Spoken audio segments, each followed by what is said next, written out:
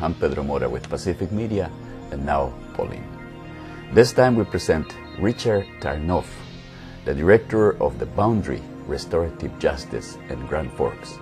But first, we hear from the government's plan to modernize the justice system.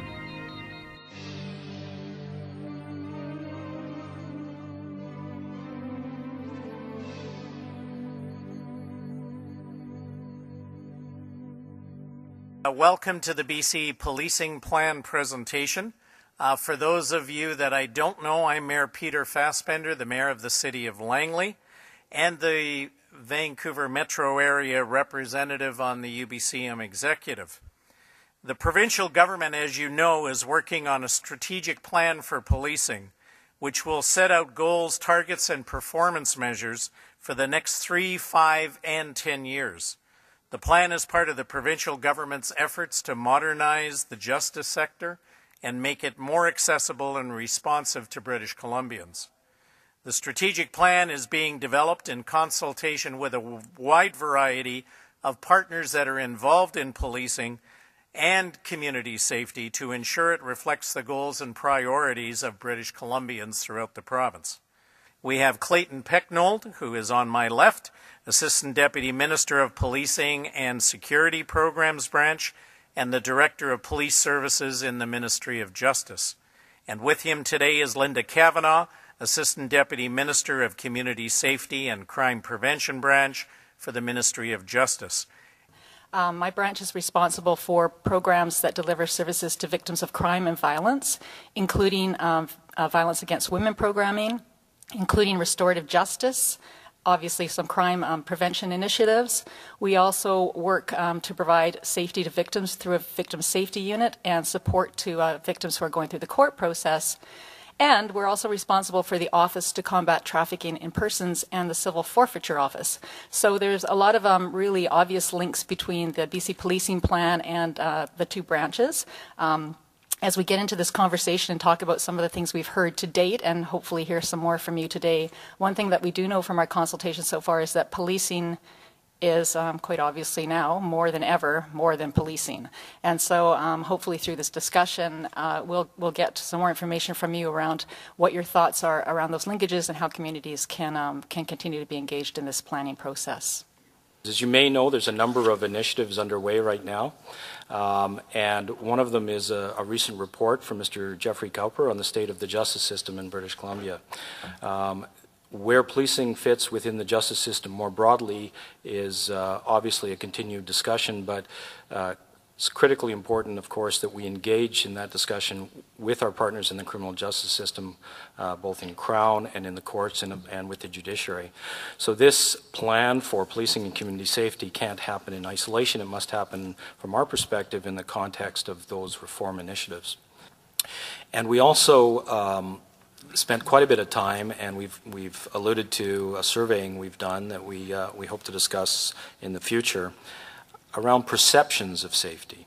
The gap or perception of gap between people's sense of safety in their community and how safe they are with respect to the actual statistical results. You've all heard that crime stats are going down across Canada, and that's a simple fact. That's replicated in the Western world, but there continues to be in some communities a gap between their sense of safety in their communities and the actual incidence of crime. We also heard a lot about social issues, mental health and addiction. We heard a lot from communities about the impact of addiction and mental health on both policing resources and the sense of safety in the community.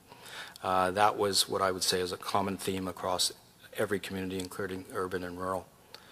Well, thank you, Lynda and Clayton. We're going to open it up for dialogue. Two issues in particular. The mental health aspect of policing. And who picks up the tab for that? You know, we have an issue right now in this province, Riverview, which used to be the provincial mental health institution. That's being closed down, and as far as most folks can see, there's not a lot being done to replace what was going on there. That's a major issue. And I don't know that municipalities are the ones to pick up the tab on those kinds of things. Thank you, Dan Davies, councillor with the City of Fort St. John. Also, I chair the North Peace Restorative Justice Program, which is our restorative justice in the North Peace. I've been coming, this is my 7th UBCM. A lot of these roundtable themes that have come out talk about prevention, talk about the community engagement. We've heard over the years talks around in some way, shape, or form about restorative justice and how it works. Ministers have all been on board, the previous 3 for sure. Yet the restorative justice programs, and there's roughly 60 of them in the province, are all struggling to make a go. We're all approaching, again, this goes back to a previous comment, downloading on the municipalities through grant and aids that are, again, seem to be supporting a lot of these provincial beneficial programs and certainly a benefit to our communities. The civil forfeiture was certainly, those grants was a help, but again, it's not long-term funding. It's really hard on an organization that we know makes a difference in prevention to make these programs work without that long-term funding. We keep hearing there is something in the works. Is it coming? Is there money that's long-term money that's going to be coming for these restorative justice programs throughout the province that work? Is there money coming?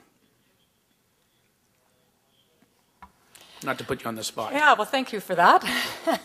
Clayton's been getting some hard questions. It's time I had one, so thank you.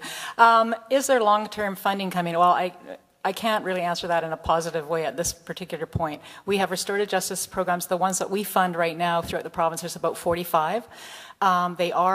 This is where my comment around volunteerism really comes to light. Volunteers run these programs. We fund them to the tune of approximately $2,000 a year, which is a basic, basic photocopying. Yeah, thank you for exactly. So I agree with you that there's a gap, and I agree with you that there's a will to move forward on restorative justice, but there's some sort of impetus issue, and I'm not sure what it is, but I do know that it came up through the Cowper review over and over and over again, exactly how you just articulated it. There's lots of lip service happening with restorative justice. What do we do to take it past the actual everybody waving the flag of restorative justice and putting it on the ground and making it work and making it a more high-profile option? It's always an option for Crown, obviously, or for police.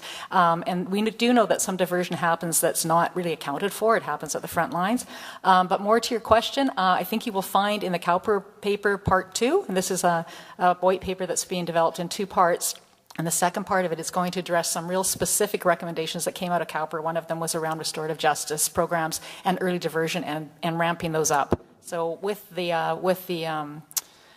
when that paper is released, there will be a response, obviously, and government is basing their response to those recommendations on the white paper. So I look forward to sharing that with you.